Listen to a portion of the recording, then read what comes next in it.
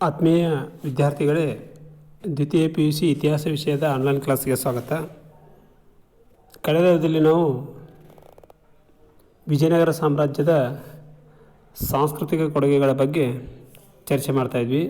ಅದರೊಂದಿಗೆ ವಿಜಯನಗರ ಸಾಮ್ರಾಜ್ಯಕ್ಕೆ ಭೇಟಿ ನೀಡಿದ ವಿದೇಶಿ ಪ್ರವಾಸಿಗರು ತಾವು ಇಲ್ಲಿ ಕಂಡು ಅನುಭವಿಸಿರ್ತಕ್ಕಂಥ ಕೆಲವೊಂದಿಷ್ಟು ವಿವರಣೆಗಳನ್ನು ನಿನ್ನೆ ದಿನ ಚರ್ಚೆ ಮಾಡಿದ್ವಿ. ಇವತ್ತು ವಿಜಯನಗರ ಸಾಮ್ರಾಜ್ಯದ ಅಧ್ಯಾಯದಲ್ಲಿ ಕೊನೆಯ ಘಟ್ಟ ವಿಜಯನಗರ ಸಾಮ್ರಾಜ್ಯದ ವಿಘಟನೆ. ಈ ಅಧ್ಯಾಯದ ಕುರಿತು ಸ್ವಲ್ಪ ನಾವು ಇವತ್ತಿನ ದಿನ ಸಂಕ್ಷಿಪ್ತವಾಗಿ ಚರ್ಚೆ ಮಾಡೋಣ. ವಿಜಯನಗರ ಸಾಮ್ರಾಜ್ಯ ವಿಘಟನೆ ಅಥವಾ ವಿಜಯನಗರ ಸಾಮ್ರಾಜ್ಯದಲ್ಲಿ ಉಂಟಾಗಿರ್ತಕ್ಕಂಥ ಒಂದು ಒಡಕು ಅಂತಕ್ಕಂಥದ್ದನ್ನು ನಾವು ಇವತ್ತಿನ ದಿನ ಸಂಕ್ಷಿಪ್ತವಾಗಿ ನೋಡೋಣ. ತಾಳಿಕೋಟೆ ಕದನದ ನಂತರ ವಿಜಯನಗರ ಸಾಮ್ರಾಜ್ಯ ತನ್ನ ಒಂದು ಪ್ರಾಬಲ್ಯವನ್ನು ಕಳೆದುಕೊಂಡಿರ್ತಕ್ಕಂಥದ್ದು ಹಾಗೂ ಕ್ರಮೇಣ ಅದು ಅವನತಿಯತ್ತ ಅಥವಾ ವಿಘಟನೆಯತ್ತ ಸಾಗಿತು ಅಂತ ಹೇಳ್ತಾರೆ. ಕಾರಣ, ತಾಳಿಕೋಟೆ ಕದನದ ನಂತರ ಅನೇಕ ನಾಯಕರು, ಪಾಳೆಗಾರರು ಹಾಗೂ ಸಣ್ಣಪುಟ್ಟ ರಾಜಮನೆತನಗಳು ಸ್ವತಂತ್ರರಾದರು. ನಾಮ ಮಾತ್ರ ವಿಜಯನಗರ ಸಾಮ್ರಾಜ್ಯದ ಅರಿವಿಡ ಸಂತತಿ ಮುಂದುವರಿಸಿತು. ಚಂದ್ರಗಿರಿ ಅವರ ರಾಜಧಾನಿಯಾಗಿತ್ತು. ನಂತರದಲ್ಲಿ ಅದನ್ನು ಪೆನಗೊಂಡಕ್ಕೆ ಸ್ಥಳಾಂತರ ಮಾಡ್ತಾರೆ. ನಂತರ ದಕ್ಷಿಣದ ಸಣ್ಣ ಪುಟ್ಟ ರಾಜ್ಯಗಳು ರಾಜಕೀಯ ಸ್ಥಿರತೆಯನ್ನು ಸ್ವಲ್ಪ ಮಟ್ಟಿಗೆ ಕೊಟ್ಟವು ಹಾಗೂ ಕರ್ನಾಟಕದ ಸಾಂಸ್ಕೃತಿಕ ಪರಂಪರೆ ಸ್ವಲ್ಪ ಪ್ರಮಾಣದ ಕೊಡುಗೆಯೂ ಕೂಡ ನೀಡಿದವು. ಹೀಗಾಗಿ ವಿಜಯನಗರ ಸಾಮ್ರಾಜ್ಯದ ವಿಘಟನೆಯ ನಂತರ ಸ್ವತಂತ್ರಗೊಂಡ ಕೆಲವು ರಾಜಮನೆತನಗಳು ಅಥವಾ ಕೆಲವೊಂದಿಷ್ಟು ಸಣ್ಣ ಮನೆತನಗಳು ಆಡಳಿತ ಮಾಡಿದ್ದನ್ನು ನಾವು ಇವತ್ತಿನ ದಿನ ಚರ್ಚೆ ಮಾಡೋಣ. ಅದರಲ್ಲಿ ಮೊದಲು ಯಲಹಂಕದ ನಾಡಪ್ರಭುಗಳು. ಈ ಯಲಹಂಕದ ನಾಡಪ್ರಭುಗಳು ವಿಜಯನಗರ ಸಾಮ್ರಾಜ್ಯದ ಕೊನೆಯ ಘಟ್ಟ ಅಂದರೆ ತಾಳಿಕೋಟೆ ಕದನದ ನಂತರ ಸ್ವತಂತ್ರಗೊಂಡಿರ್ತಕ್ಕಂಥವ್ರು. ಈ ಯಲಹಂಕದ ನಾಡಪ್ರಭುಗಳಲ್ಲಿ ಮುಖ್ಯವಾಗಿ ನಾವು ಗಮನಿಸಬೇಕಾಗಿರ್ತಕ್ಕಂಥದ್ದು ಬೆಂಗಳೂರು ಇವರ ಒಂದು ರಾಜಧಾನಿ ಆಗಿತ್ತು. ಈ ಯಲಹಂಕದ ನಾಡಪ್ರಭುಗಳು ತಮಿಳುನಾಡಿನ ಕಂಚೀಪುರಂ ಸಮೀಪದಲ್ಲಿರ್ತಕ್ಕಂಥ ಔತ್ತೂರಿನವರು ಅಂತ ಹೇಳ್ತಾರೆ. ಈ ಅತ್ತೂರಿನವರು ಅಂತಕ್ಕಂಥ ಈ ಯಲಹಂಕದ ನಾಡ ಪ್ರಭುಗಳು ನಂತರದಲ್ಲಿ ಬೆಂಗಳೂರಿಗೆ ಒಂದು ಸಮೀಪದಲ್ಲಿರ್ತಕ್ಕಂಥ ಆವತಿಯಲ್ಲಿ ಬಂದು ನಿಲ್ಲಿಸ್ತಾರೆ. ಈ ಯಲಹಂಕದ ನಾಡ ಪ್ರಭುಗಳ ಸ್ಥಾಪಕ ರಣಭೈರೇಗೌಡ. ಇವರು ವಿಜಯನಗರದ ಸಾಮಂತರಾಗಿದ್ದರು. ವಿಜಯನಗರದ ಸಾಮಂತರಾಗಿರ್ತಕ್ಕಂಥ ಇವರು ಆ ವಿಜಯನಗರದ ಅರಸರಿಗೆ ಕಪ್ಪು ಕಾಣಿಕೆಯನ್ನು ಸಲ್ಲಿಸ್ತಾ ಇದ್ದರು.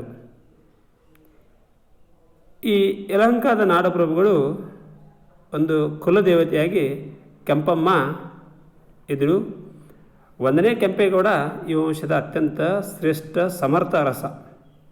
ಇವನು 1537ರಲ್ಲಿ ಬೆಂಗಳೂರು ನಗರವನ್ನು ನಿರ್ಮಿಸಿದ್ದ.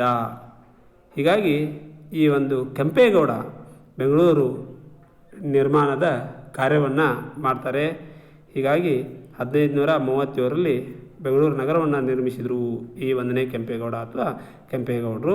ನಂತರ ಈ ನಗರದ 4 ದಿಕ್ಕುಗಳಲ್ಲಿ 4 ಕಾವಲು ಗೋಪುರಗಳನ್ನು ಇವರು ಕಟ್ಟಿಸಿದರು. ಮಾಗಡಿಯು ಆ ಕಾಲದ ಪ್ರಮುಖವಾಗಿರತಕ್ಕಂಥ ವ್ಯಾಪಾರಿ ಕೇಂದ್ರವಾಗಿತ್ತು.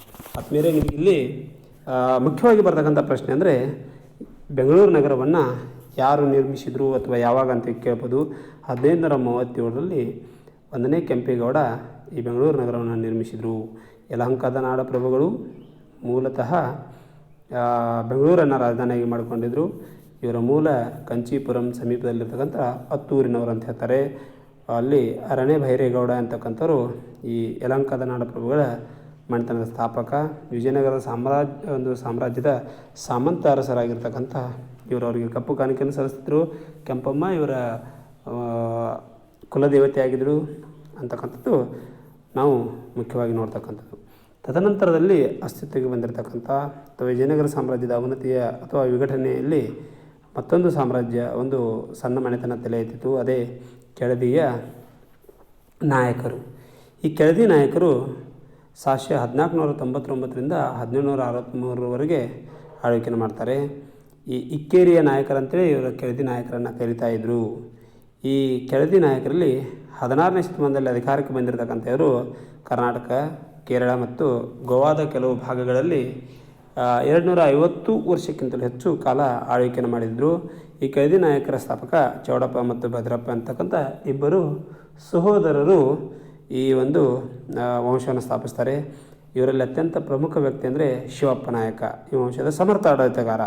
1645ರಿಂದ 1660ರವರೆಗೆ ಆಡಳಿತ ಮಾಡಿರ್ತಕ್ಕಂಥ ಇವನು ತನ್ನ ಆಡಳಿತದಲ್ಲಿ ಜಾರಿ ತಂದಿರತಕ್ಕಂಥ ಶಿಸ್ತು ಎಂಬ ಕಂದಾಯ ಪದ್ಧತಿಯಿಂದಲೇ ಪ್ರಸಿದ್ಧನಾಗಿದ್ದಾನೆ. ಶಿವಪ್ಪ ನಾಯಕನು ಜಾರಿಗೊಳಿಸಿರ್ತಕ್ಕಂಥ ವಿಶೇಷ ಕಂದಾಯ ಪದ್ಧತಿಗೆ ಶಿಸ್ತು ಅಂತ ಕರೀತಾಯಿದ್ರು. ಶಿವಪ್ಪ ನಾಯಕನ ಶಿಸ್ತು ಈ ನೀತಿ ಮುಖ್ಯವಾಗಿ ಮಣ್ಣಿನ ಫಲವತ್ತತೆ ಆಧಾರದ ಮೇಲೆ ಭೂಮಿಯನ್ನು ಈ ನೀತಿಯಲ್ಲಿ ವರ್ಗೀಕರಿಸಲಾಗಿತ್ತು. ಹಾಗೆ ಆ ವರ್ಗೀಕರಣದ ಅನುಸಾರವಾಗಿ ಸರಾಸರಿ ಉತ್ಪನ್ನದ ಆಧಾರದ ಮೇಲೆ ಭೂ ಕಂದಾಯವನ್ನು ನಿಗದಿಗೊಳಿಸಲಾಗ್ತಾ ಇತ್ತು. ಈ ಶಿವಪ್ಪ ನಾಯಕನು ಜಾರಿಗೊಳಿಸಿರ್ತಕ್ಕಂಥ ಈ ಹೊಸ ಭೂ ಕಂದಾಯದಲ್ಲಿ ನಾವು ನೋಡ್ತಕ್ಕಂಥದ್ದು 5 ಪ್ರಕಾರದ ಭೂಮಿಯ ವಿಂಗಡಣೆ. ಮೊದಲನೇದು ಉತ್ತಮ, ಅದು ಫಲವತ್ತಾದ ಕಪ್ಪು ಮಣ್ಣಿನ ಭೂಮಿ ಅಂತ ಹೇಳ್ತಾರೆ. ಎರಡನೇದು ಮಧ್ಯಮ, ಕೆಂಪು ಮಣ್ಣಿನ ಭೂಮಿ. ಮೂರನೇದು ಕನಿಷ್ಠ, ಮರಳು ಮಿಶ್ರಿತ ಭೂಮಿ. ಆಮೇಲೆ 4ನೇದು ಅಧಮ, ಇದು ತೇವಾಂಶ ರಹಿತ ಭೂಮಿ. ಹಾಗೂ ಅಧಮಾಧಮ ಅಂತಕ್ಕಂಥದ್ದು ಬಂಜರು ಭೂಮಿ. ಇಲ್ಲಿ ಮುಖ್ಯವಾಗಿ ಉತ್ತಮ, ಮಧ್ಯಮ, ಕನಿಷ್ಠ, ಅಧಮಾಧಮ ಅಂತಕ್ಕಂಥ 5 ಪ್ರಮುಖವಾಗಿರ್ತಕ್ಕಂಥ ಒಂದು ಭೂಮಿಯ ವರ್ಗೀಕರಣವನ್ನು ನಾವು ಗಮನಿಸ್ತೀವಿ. ಇಲ್ಲಿ ಆ ಒಂದು ಭೂಮಿಯ ಮಣ್ಣಿನ ತೇವಾಂಶ ಆಧಾರದ ಮೇಲೆ ನಾವು ಈ ವರ್ಗೀಕರಣ ನೋಡ್ತೀವಿ. ಹಾಗೂ ಸರಾಸರಿ ಒಟ್ಟು ಉತ್ಪಾದನೆಯ 1/3 ಭಾಗವನ್ನು ಭೂ ಕಂದಾಯವಾಗಿ ಅಂದಿನ ಜನ ನೀಡಬೇಕಾಗಿತ್ತು. ಅದು ಕೂಡ ವಸ್ತು ಅಥವಾ ನಗದು ರೂಪದಲ್ಲಿ ಆ ಕೆಳದಿ ನಾಯಕರು ಅದನ್ನು ಸ್ವೀಕರಿಸ್ತಾ ಇದ್ದರು. ಆಮೇಲೆ ಕೆಳದಿಯ ಆಡಳಿತದಲ್ಲಿ ಮತ್ತೊಂದು ಮುಖ್ಯವಾಗಿರ್ತಕ್ಕಂಥ ಒಬ್ಬರು ಆಡಳಿತ ಮಾಡಿದರು, ಅವರೇ ಚೆನ್ನಮ್ಮಾಜಿ. ಕೆಳದಿ ಚೆನ್ನಮ್ಮಾಜಿ ಕೂಡ ಒಬ್ಬ ಪ್ರಸಿದ್ಧ ಆಡಳಿತಗಾರ್ತಿಯಾಗಿದ್ದರು. ಇವಳು ಮೊಘಲ ಸಾಮ್ರಾಟ ಔರಂಗಜೇಬನ ವಿರುದ್ಧ ದಂಗೆ ಎದ್ದಿದ್ದ ಮರಾಠರ ರಾಜಾರಾಮನಿಗೆ ಆಶ್ರಯವನ್ನು ನೀಡಿದರು. ಹೀಗಾಗಿ ಇದೊಂದು ಮುಖ್ಯವಾಗಿರ್ತಕ್ಕಂಥದ್ದನ್ನು ನಾವು ಗಮನಿಸ್ತೀವಿ. ಆಮೇಲೆ ಲಿಂಗಣ್ಣ ಕವಿ ಈ ಕಾಲದ ಶ್ರೇಷ್ಠ ಕವಿಯಾಗಿದ್ದ. ಇವನು ಕೆಳದಿ ನೃಪ ವಿಜಯ ಅಂತಕ್ಕಂಥ ಐತಿಹಾಸಿಕ ಕೃತಿಯನ್ನು ಬರೆದ ಅಂತಕ್ಕಂಥದ್ದು ನಾವು ನೋಡ್ತೀವಿ. ಇಲ್ಲಿ ಈ ಒಂದು ಅಂಶದಲ್ಲಿ ನಾವು ಗಮನಿಸಬೇಕಾಗಿರ್ತಕ್ಕಂಥದ್ದು ಅಥವಾ ನೆನಪಿಟ್ಕೋಬೇಕಾಗಿರ್ತಕ್ಕ ಒಂದು ಸಂಗತಿ ಅಂದರೆ ಶಿವಪ್ಪ ನಾಯಕ ಜಾರಿಗೊಳಿಸಿರ್ತಕ್ಕಂಥ ಕಂದಾಯ ಪದ್ಧತಿ, ಅದನ್ನು ಶಿಸ್ತು ಅಂತ ಕರೀತಾರೆ. ಶಿವಪ್ಪ ನಾಯಕನ ಶಿಸ್ತನ್ನು ಕುರಿತು ಟಿಪ್ಪಣಿ ಬರೀ ಅಂದರೆ ಭೂಮಿಯ ತೇವಾಂಶದ ಆಧಾರದ ಮೇಲೆ 5 ಪ್ರಕಾರದ ಭೂಮಿಯನ್ನು ವಿಂಗಡಿಸಿರ್ತಕ್ಕಂಥ ಇವರು ಭೂಮಿಯ ಉತ್ಪಾದನೆಯ ಸರಾಸರಿ ಆಧಾರದ ಮೇಲೆ ಒಂದು ಭೂಕಂದಾಯ ನಿಗದಿಗೊಳಿಸಿದ್ರು. ಅದು 1/3 ಭಾಗವಾಗಿತ್ತು ಒಟ್ಟು ಉತ್ಪಾದನೆಯ. ಅದನ್ನು ನಗದು ಅಥವಾ ವಸ್ತುಗಳ ರೂಪದಲ್ಲಿ ಕೂಡ ಸ್ವೀಕರಿಸಲಾಗ್ತಾ ಇತ್ತು. ತದನಂತರದಲ್ಲಿ ಆಡಳಿತಕ್ಕೆ ಬಂದಿರತಕ್ಕಂಥವ್ರು ಅಥವಾ ಈ ಕಾಲದಲ್ಲಿ ಮತ್ತೊಂದು ಸಣ್ಣ ಮನೆತನ ತಲೆ ಎತ್ತಿತು. ಅದೇ ಚಿತ್ರದುರ್ಗದ ನಾಯಕರು. ಈ ಚಿತ್ರದುರ್ಗದ ನಾಯಕರು ಮೂಲತಃ ಆಂಧ್ರದ ತಿರುಪತಿಗೆ ಸಮೀಪದಲ್ಲಿರ್ತಕ್ಕಂಥ ಮೆದಕೇರಿಯವರು. ಚಿತ್ರದುರ್ಗಕ್ಕೆ ಬಂದು ನೆಲೆಸಿದರು ಇವರು ಅಂತ ಹೇಳ್ತಾರೆ. ನಂತರ ವಿಜಯನಗರ ಕಾಲದಲ್ಲಿ ಇವರು ಪಾಳೆಗಾರರಾಗಿದ್ದರು. ಬೇಡ ಸಮುದಾಯಕ್ಕೆ ಸೇರಿದಕ್ಕಿರ್ತಕ್ಕಂಥ ಇವರು 5ನೇ ಮದಕರಿ ನಾಯಕ ಈ ವಂಶದ ಶ್ರೇಷ್ಠ ವ್ಯಕ್ತಿ. ಚಿತ್ರದುರ್ಗದ ಕೋಟೆಯನ್ನು ಇವನು ನಿರ್ಮಿಸಿದ. ಅಷ್ಟೇ ಅಲ್ಲದೆ ಹೈದರಾಲಿ ವಿರುದ್ಧ ಇವನು ಹೋರಾಡಿದಂತ ಹೇಳ್ತಾರೆ. ಈ ಹೋರಾಟ ಒಂದು ಸಮಯದಲ್ಲಿ ಕೋಟೆಯ ಕಾವಲುಗಾರನ ಹೆಂಡತಿ ಒನಕೆ ಒಬ್ಬವ ವೀರ ಮಹಿಳೆ ಒನಕೆಯಿಂದ ಬಡಿದು ಹೈದರಾಲಿಯ ಸೈನಿಕರನ್ನು ಅಥವಾ ಒಂದು ಹಲವಾರು ಸೈನಿಕರನ್ನು ಕೊಂದಳು ಅಂತೀವಿ. ಈ ಒಂದು ಮನೆತನದ ಇತಿಹಾಸದಲ್ಲಿ ನಾವು ನೋಡ್ತೀವಿ. ಈ ಹೋರಾಟದಲ್ಲಿ ಅವಳು ಪ್ರಾಣವನ್ನು ಕಳೆದುಕೊಂಡಳು. ಅಂತಿಮವಾಗಿ ಮದಕರಿ ನಾಯಕ ಸೋಲ್ತಾನೆ. ಹೈದರಾಲಿಯು ಚಿತ್ರದುರ್ಗವನ್ನು ವಶಪಡಿಸಿಕೊಳ್ತಾನೆ. ಅಂದರೆ ವಿಜಯನಗರ ಸಾಮ್ರಾಜ್ಯದ ವಿಘಟನೆ ಆದ ನಂತರ ಈ ಚಿತ್ರದುರ್ಗದ ನಾಯಕರು ಕೂಡ ಕೆಲವೊಂದಿಷ್ಟು ದಿನಗಳ ಕಾಲ ಅಧಿಕಾರವನ್ನು ನಡೆಸಿದರು ಅಂತ ಹೇಳ್ತಾರೆ. ಕೊನೆಯದಾಗಿ ನಾವು ನೋಡೋದು ಮೈಸೂರಿನ ಒಡೆಯರು.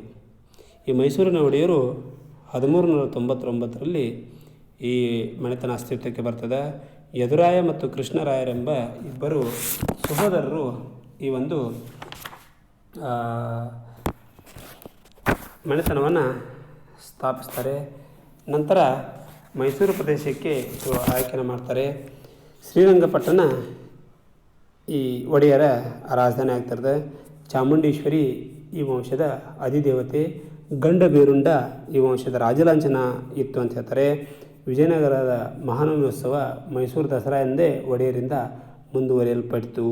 1610ರಲ್ಲಿ ಮೈಸೂರು ದಸರಾವನ್ನು ಆರಂಭಿಸಿದ ಕೀರ್ತಿ ರಾಜ ಒಡೆಯರಿಗೆ ಸಲ್ತದ. ಇದನ್ನು ನೆನ್ಪಿಟ್ಕೊಂಡು ನೀವು, 1610ರಲ್ಲಿ ಮೈಸೂರು ದಸರಾವನ್ನು ಆರಂಭಿಸಿದ ಕೀರ್ತಿ ರಾಜ ಒಡೆಯರಿಗೆ ಸಲ್ತದ. ಈ ಮನೆತನದ ಅತ್ಯಂತ ಶ್ರೇಷ್ಠ ವ್ಯಕ್ತಿ ಅಂದರೆ ಚಿಕ್ಕದೇವರಾಜ ಒಡೆಯರ್. 1673ರಿಂದ 1704ರವರೆಗೆ ಅಧಿಕಾರವನ್ನು ನಡೆಸಿರ್ತಕ್ಕಂಥ ಇವರು ಮೈಸೂರು ಒಡೆಯರಲ್ಲಿ ಅತ್ಯಂತ ಸಮರ್ಥರು. ಕರ್ನಾಟಕ ಚಕ್ರವರ್ತಿ, ಅಪ್ರತಿಮ ವೀರ, ತೆಂಕಣ ರಾಜ ಜಗದೇವ, ಮಹಾರಾಷ್ಟ್ರ ಭೂಪಾಲ, ಜಲರಿಪು ಅಂಥದ ಬಿರುದುಗಳನ್ನು ಗಳಿಸಿರ್ತಕ್ಕಂಥ ಇವರು ತಮ್ಮ ಖಜಾನೆಯಲ್ಲಿ 9 ಕೋಟಿ ಚಿನ್ನದ ಪಗೋಡವನ್ನು ಸಂಗ್ರಹಿಸಿರ್ತಕ್ಕಂಥ ಇವರು ನವಕೋಟಿ ನಾರಾಯಣ ಎಂಬ ಬಿರುದನ್ನು ಗಳಿಸಿದರು. ಇವರ ಆಡಳಿತದ ಅವಧಿಯಲ್ಲಿ ಒಂದು ಆರಕ್ಷಕ ಅಂದರೆ ಪೊಲೀಸ್ ವ್ಯವಸ್ಥೆಯನ್ನು ಜಾರಿಗೊಳಿಸಲಾಯಿತು. ಮೊಘಲರ ಬಾದಶಾ ಔರಂಗಜೇಬನ ಆಸ್ಥಾನಕ್ಕೆ ರಾಯಭಾರಿಯನ್ನು ಕಳಿಸಿರ್ತಕ್ಕಂಥ ಚಿಕ್ಕದೇವರಾಜ ಒಡೆಯರು ಆ ಮೂಲಕ ಅವನೊಂದಿಗೆ ಸ್ನೇಹ ಸಂಬಂಧವನ್ನು ಸಂಪಾದಿಸಿರು ಅಂತ ಹೇಳ್ತಾರೆ. ಇವರು ಗೀತಗೋಪಾಲ ಮತ್ತು ಚಿಕ್ಕದೇವರಾಜ ಭಿನ್ನಪ್ಪಂ ಎಂಬ ಕೃತಿಯನ್ನು ರಚನೆ ಮಾಡಿದರು. 1687ರಲ್ಲಿ ಬೆಂಗಳೂರು ನಗರವನ್ನು 3 ಲಕ್ಷ ಚಿನ್ನದ ವರಹನ್ನು ಕೊಟ್ಟು ಮೊಘಲರಿಂದ ಖರೀದಿಸಿರ್ತಕ್ಕಂಥ ಕೀರ್ತಿಯೂ ಕೂಡ ಈ ಚಿಕ್ಕದೇವರಾಜ ಒಡೆಯರಿಗೆ ಸಲ್ತದೆ. ಅಷ್ಟೇ ಅಲ್ಲದೆ ಇವರ ಆಡಳಿತದಲ್ಲಿ ಅಠಾರ ಕಚೇರಿ ಎಂಬ 18 ಇಲಾಖೆ ಒಂದು ಆಡಳಿತವು ವಿಭಜನೆ ಆಗಿರ್ತಕ್ಕಂಥ ನೋಡ್ತೀವಿ. ನೀರಾವರಿ ಮತ್ತು ಪಶು ಸಂಗೋಪನೆಯನ್ನು ಅಭಿವೃದ್ಧಿಗೊಳಿಸಿರ್ತಕ್ಕಂಥ ಇವರು ತಮ್ಮ ಮಂತ್ರಿ ತಿರುಮಲ್ಲಾರನು ಚಿಕ್ಕದೇವರಾಜ ವಿಜಯ ಮತ್ತು ಅಪ್ರತಿಮ ವೀರ ಚರಿತ ಕೃತಿಗಳನ್ನು ಕೂಡ ಅವನು ಬರೆದ. ಇನ್ನೊಬ್ಬ ಕವಿ ಸಿಂಗಿರಾರ್ಯನು ಕನ್ನಡದ ಮೊದಲ ನಾಟಕ ಕೃತಿಯಾಗಿರ್ತಕ್ಕಂಥ ಮಿತ್ರಾವಿಂದ ಗೋವಿಂದ ಅಂತಕ್ಕಂಥ ಕೃತಿಯನ್ನು ರಚಿಸಿದ. ಸಂಚಿ ಹೊನ್ನಮ್ಮ ಹದಿಬದೆಯ ಧರ್ಮ ಎಂಬ ಕೃತಿಯನ್ನು ಬರೆದಿದ್ದರು. ಅವಳು ಸ್ತ್ರೀ ಪುರುಷರ ಸಮಾನತೆಯನ್ನು ಪ್ರತಿಪಾದಿಸಿದಳು. ಹೀಗೆ ಚಿಕ್ಕದೇವರಾಜ ಒಡೆಯರ್ ಆಡಳಿತಾತ್ಮಕವಾಗಿ, ಸಾಹಿತ್ಯಿಕವಾಗಿ ಕೆಲವೊಂದಿಷ್ಟು ಹೊಸ ಕೊಡುಗೆಗಳನ್ನು ನೀಡಿದರು ಅಂತ ಹೇಳ್ತಾರೆ. ಇಷ್ಟು ವಿಜಯನಗರ ಸಾಮ್ರಾಜ್ಯದ ಅವನತಿ ನಂತರ ಅಸ್ತಿತ್ವಕ್ಕೆ ಬಂದಿರತಕ್ಕಂಥ ಕೆಲವೊಂದಿಷ್ಟು ಮನೆತನಗಳ ಬಗ್ಗೆ ನಾವಿಲ್ಲಿ ವಿವರಣೆಯನ್ನು ನೋಡ್ಬೋದು. ನಂತರ ಆತ್ಮೀಯ ವಿದ್ಯಾರ್ಥಿಗಳೇ, ಈ ಒಂದು ಅಧ್ಯಾಯ ಇಲ್ಲಿಗೆ ಮುಕ್ತಾಯ ಆಗ್ತದೆ. ಇಲ್ಲಿ ಕೆಲವೊಂದಿಷ್ಟು 1 ಅಂಕದ, 2 ಅಂಕದ ಹಾಗೂ 5 ಮತ್ತು 10 ಅಂಕದ ಪ್ರಶ್ನೆಗಳನ್ನು ನಿಮಗೆ ನೀಡಲಾಗಿದೆ. ಆ ಪ್ರಶ್ನೆಗೆ ನೀವೆಲ್ಲರೂ ಉತ್ತರವನ್ನು ಬರೆದಿಟ್ಕೊಳ್ಳಿ. ಮುಂದಿನ ಒಂದು ಅವಧಿಯಲ್ಲಿ ನಾವು ಹೊಸ ಅಧ್ಯಾಯದೊಂದಿಗೆ ಭೇಟಿಯಾಗೋಣ. ಧನ್ಯವಾದಗಳು.